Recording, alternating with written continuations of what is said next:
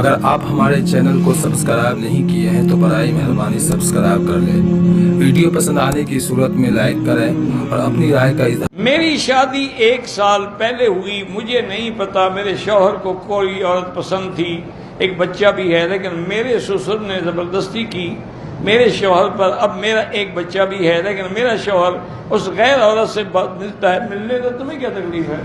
تم جتنی چڑا ہوگی نا وہ اور ملے گا، بدلہ ایک دن انجام یہ ہوگا کہ طلاق لے کے گھر جاؤ گی۔ ملتا ہے، دفع ہو سکتا ہے اس کی بیوی ہو، وہ بھی اگر اس کی بیوی ہے تو شریعت نے اس کو 4 کی اجازت دی ہے، اس میں چڑنے کی کون سی بات ہے؟ اور خاص طور پہ یہی ہمارے ملک میں جو ہندوؤں کی رسم ہے نا جی، کہ پہلی بیوی دوسری کو دشمن سمجھتی ہے، یہی بات ہے جو گھر تباہ کر دیتی ہے۔ یہاں دیکھو عرب میں 4 بیویاں ایک گھر میں رہتی ہیں۔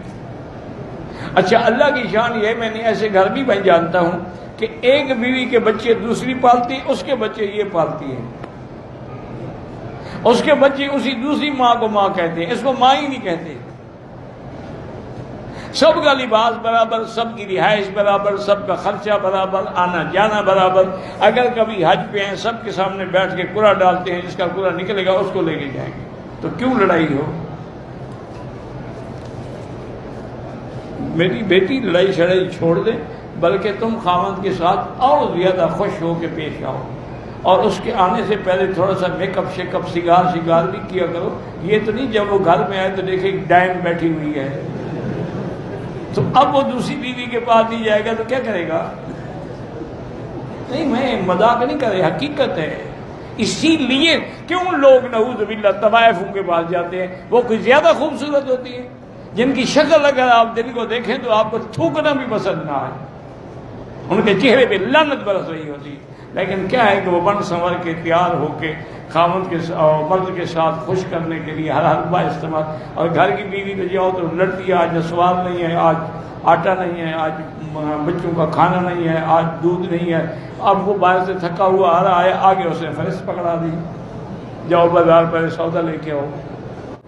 کہتا جی اگر کوئی پتہ نہیں کیا کہتا ہے، میں جا رہا ہوں، میری بیوی کے ناجائز تعلقات پچھلے 2 ماہ سے ہیں، پکڑی گئی، میرے چھوٹے چھوٹے بچے بھی ہیں، سارا بھی نہیں ہے سوائے اللہ کے، تو اس عورت کا جو کہ میری اس کو رکھو یا نکالو۔ اگر وہ توبہ کرے تو رکھ لو، لیکن پھر اعتبار نہ کرنا توبہ کا۔ ایک دفعہ جو حرام پر کھل جائے نا تو پھر بند نہیں ہوتی چادر، پھر کنٹرول رکھنا پڑے گا۔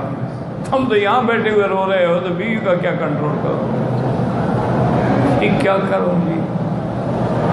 تمہیں اللہ نے پالا ہے، تیرے بچوں کو بھی اللہ پال لے گا۔ کسی اچھی عورت سے شادی کر لو، تیرے بچوں کو سنبھال لے، یا اس سے کہو کہ توبہ کرو اور اس کے بعد میرے گھر سے باہر نہیں نکلنا۔